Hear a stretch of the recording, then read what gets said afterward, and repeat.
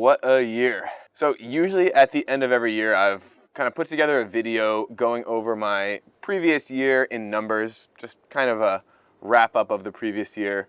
Of course, this year has not exactly been a normal year. I guess it started out pretty normal. I began my year in Colombia, spent a few months kind of bouncing around Latin America, went to Mexico, and eventually ended up in Argentina.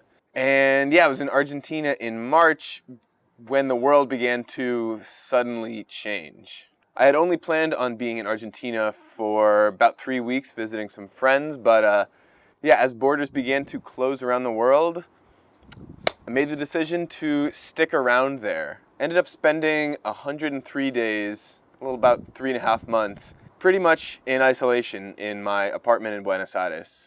Definitely was not the easiest thing to do. I was grateful for some good weather, some low prices, but yeah, after about 3.5 months, I decided that I needed to kind of escape from there. Now, normal commercial air traffic was closed, so I hopped on one of the special chartered flights for U.S. citizens to leave Argentina and ended up heading to Serbia, one of the only countries in the world that was accepting U.S. passport holders at that time. My goal was to get to Europe. I figured, let me at least get to the right continent. So I spent a few weeks in Serbia, a little bit of a crazy time as riots began to erupt around the city, basically right outside my apartment.